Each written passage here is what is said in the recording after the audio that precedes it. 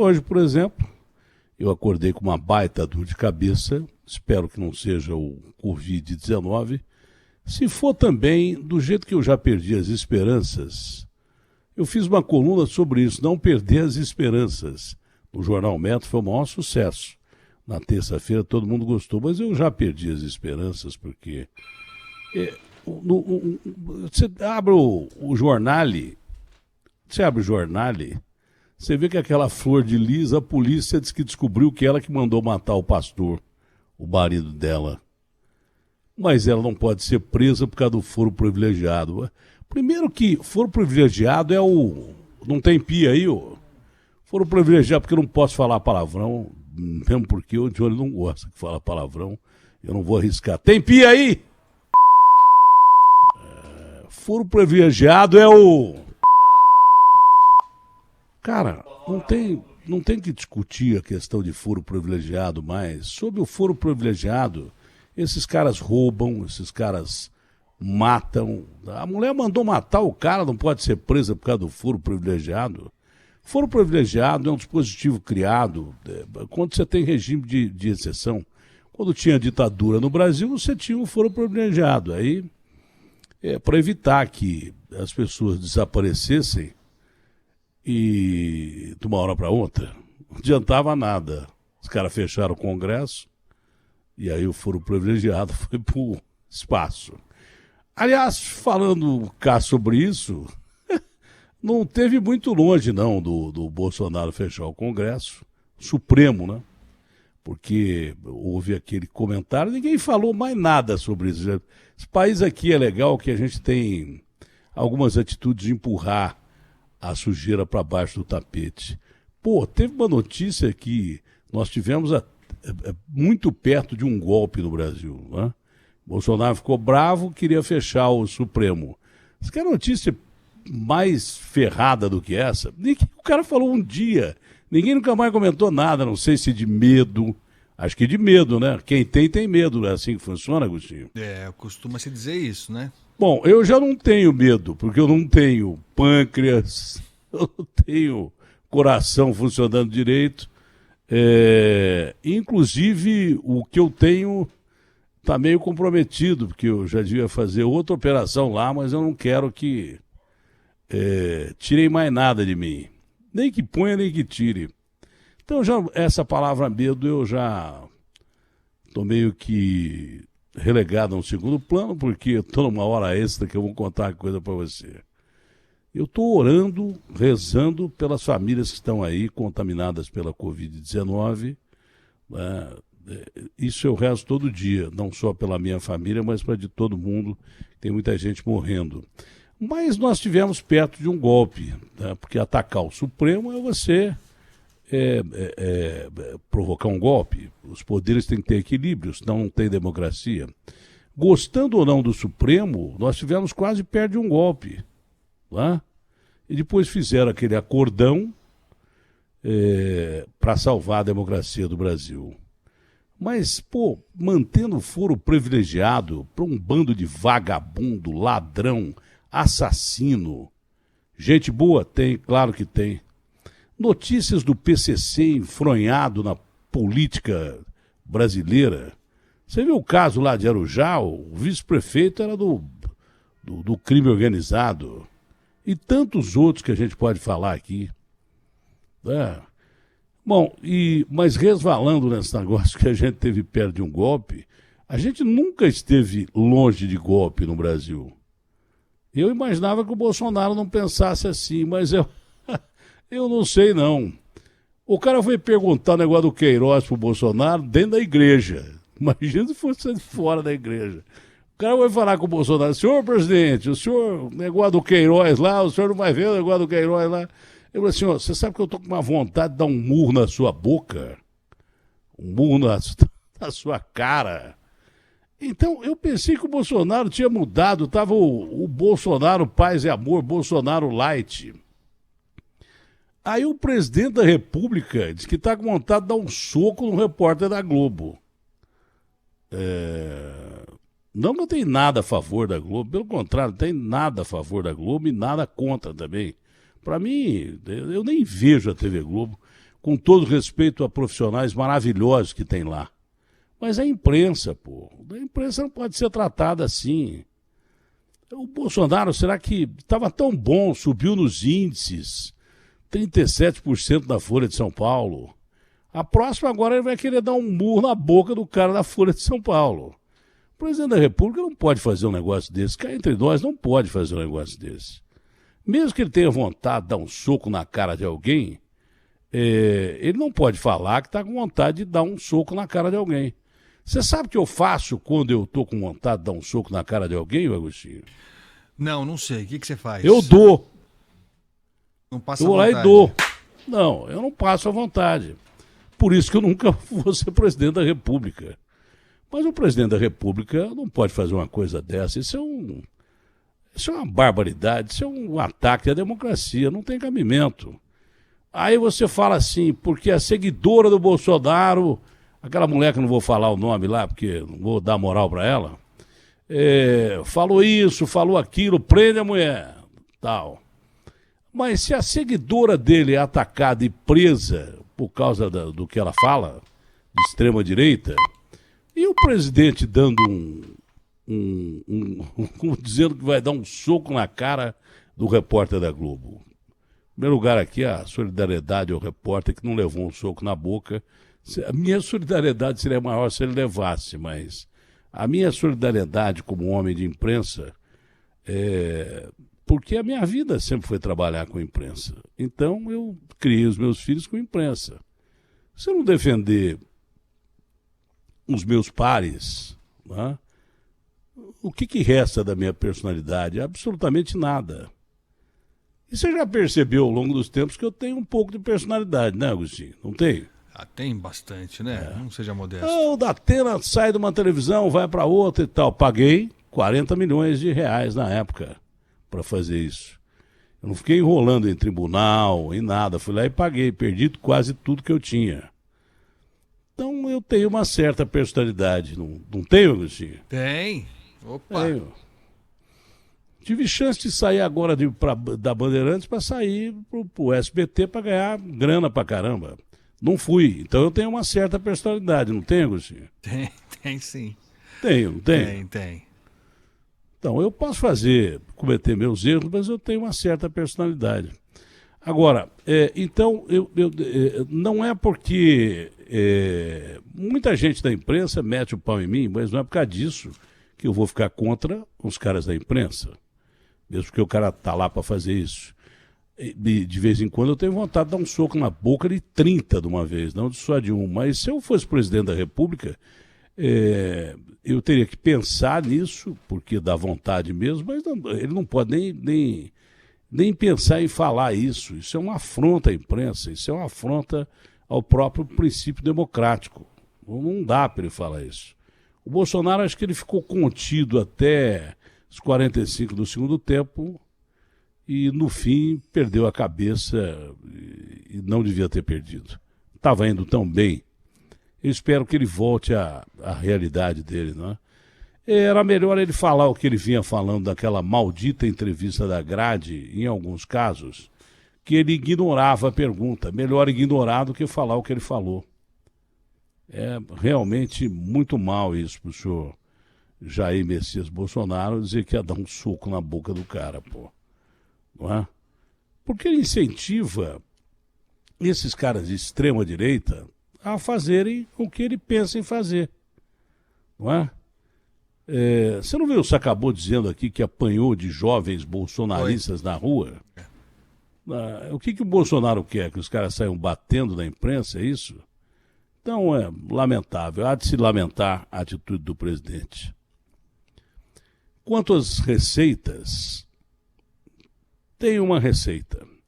É ouvir menos esse Paulo Guedes e fazer o que o Bolsonaro queria fazer. Você tem que raspar o tacho das contas públicas do governo, que já são raspadas para penduricalhos de senadores, deputados, ministros do Supremo, gente ligada a presidente da República.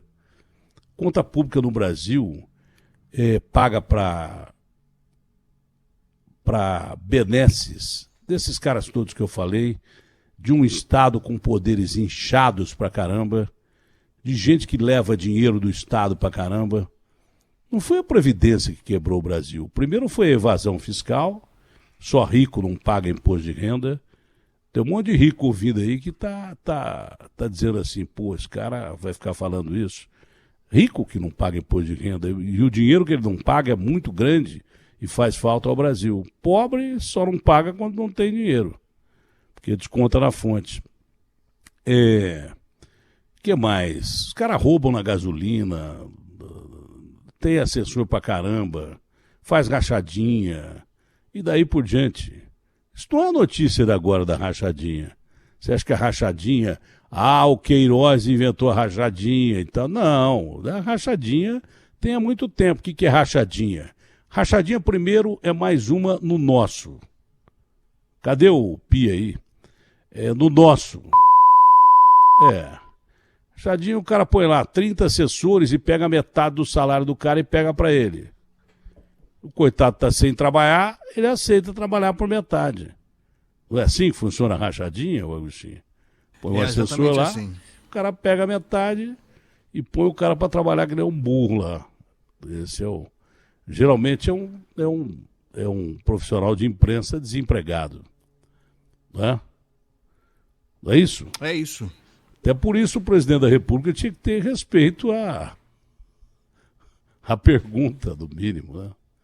Que é questão de rachadinho, o cara perguntou, não foi? Ou foi outra coisa? Foi do Queiroz, foi isso mesmo.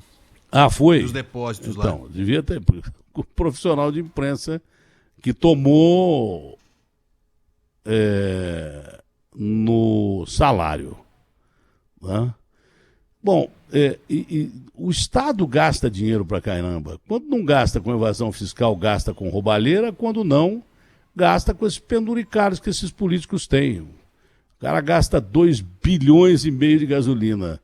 Dá pro cara aí de carro daqui a Marte e de volta. Não é? O que ele gasta de gasolina. Fora verba oficial para tudo. Tem verba oficial para tudo. Então, eu queria pedir ao Felipe Garrafa que dissesse quanto custa um deputado ao Estado brasileiro. 3. Bom dia, Felipe Garrafa. Você foi retirado da quarentena, mas por absoluta sorte divina e por eu ser um cara legal, porque senão sua quarentena ia demorar muito tempo. Acho que não, porque é capaz de me colocar em quarentena. Diga aliás, eu estou pouco me lixando se me colocar em quarentena. Diga mesmo porque se eu estiver doente eu tenho que ficar em quarentena. Diga o Felipe Garrafa. Bom dia, Datena. Estou feliz aqui de sair da quarentena. Cada deputado É bom. Você quase, por causa do narguilé, você quase contaminou a televisão inteira, mas tá tudo certo.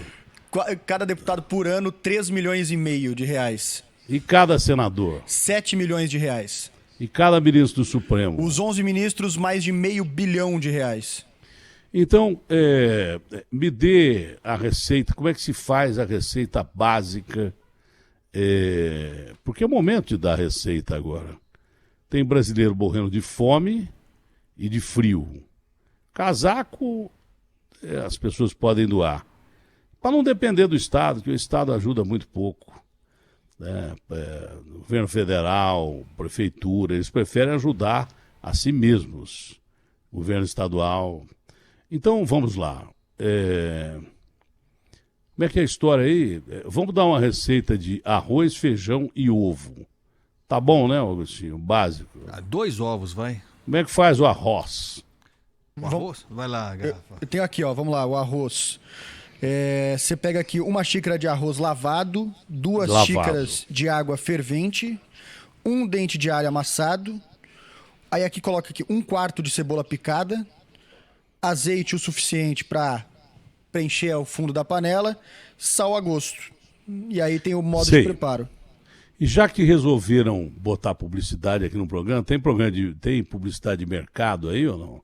Aqui não. Hoje tem? Hoje não. Não tem? Não. Porque se tivesse eu ia dar do mesmo jeito. Que não adianta nada você dar como fazer o arroz, se você vai comprar 1 quilo de arroz, você tem que deixar a casa lá, penhorada. Então vamos ao feijão agora. Receita do feijão, por gentileza. Vamos lá.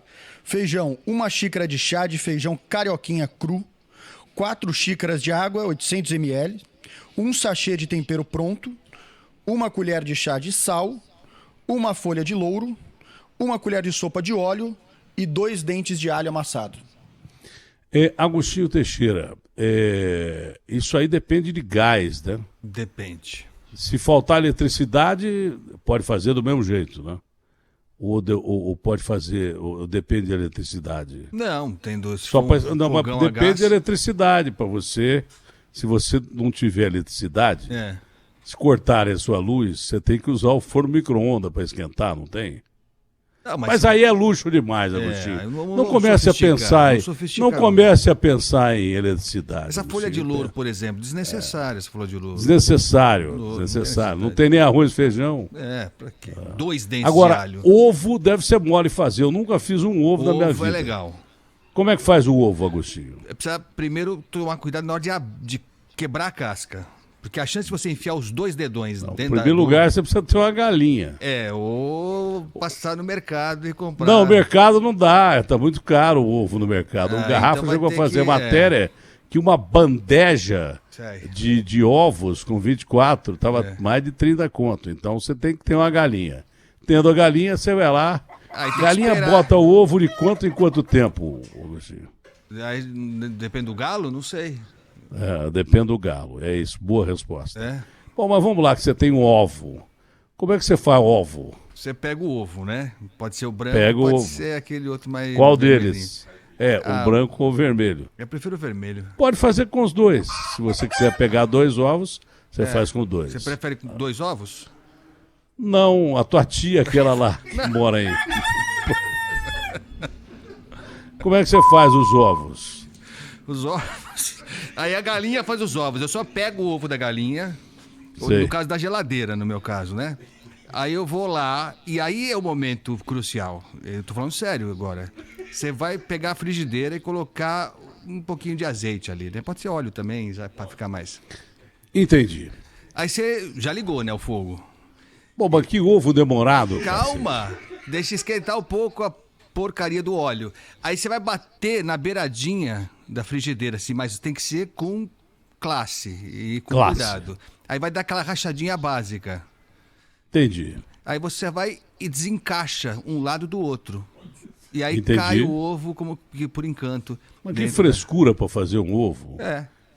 Aí pode ser mexido. Pega, bate no meio. Pode ser pode pegar um garfo também e quebrar na violência, mas aí quebra o ovo e joga o ovo lá e tal. Mas vai cair casca dentro e fica uma porcaria. Mas Garrafa, ao preço de hoje, quanto sairia o arroz, feijão e ovo? Quanto sairia? Os 3 juntos, eu acho que... Não. Os 4 juntos. Você põe o arroz num prato, o feijão no outro e o ovo no outro. Se eu pesquisar aqui, vai dar, deixa eu ver, arroz quilo. A gente fez agora. Mas é que 1 quilo dá pra caramba, né? Tipo aqui, R$21,89. R$21,89. Dá pra comprar uma casa em Miami com R$21,99. Quilo. Feijão. Vamos lá, no Google. Tá R$9. Feijão. R$9. Carioca. Agostinho, faz a média aí que você é bom disso. Já deu 30 pau nessa piada aqui, ó. 30 pau. E aí, o ovos. Vamos lá. Cadê aqui? Mercado do ovo. Oba. Vamos ver. Mercado do ovo. Aqui, deixa eu ver. Caixa com 30 dezenas do tipo extra granel. Ovo online. São Paulo, R$89. Pô, caro. O quê? Que isso? Não, tá aqui, calma aí, tenta entender. Não é possível.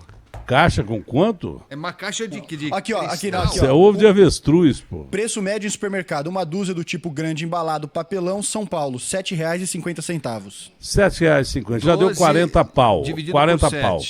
40 pau. Então você pega e pega tudo isso em 40 pau e para fazer um prato de arroz, feijão e ovo, você gasta quanto mais ou menos? Vocês que são bons de média aí. Então, um ovo deu R$2, vai arredondando aqui. O ovo dá R$2.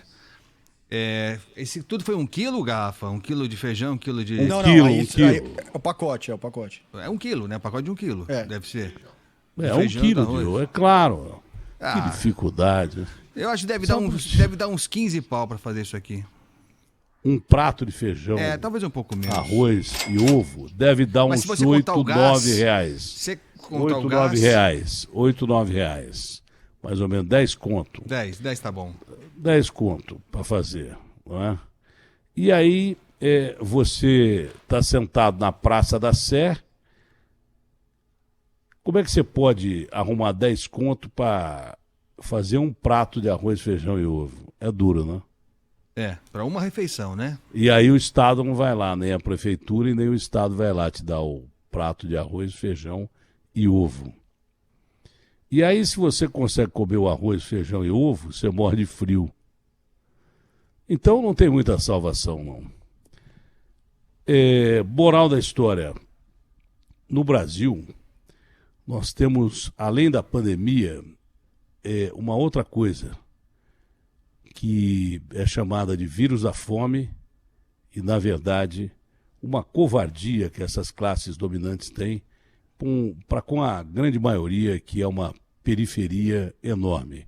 O Brasil é uma grande periferia, onde existem 40 pessoas que têm $1 bilhão, ou mais de $1 bilhão, no meio de 210 milhões de habitantes. Moral da história. 40 pessoas são bilionárias. Alguns são remediados, acham que tem muito dinheiro, mas não tem, porque quem tem é bilionário, e a maioria chega perto de morrer de fome.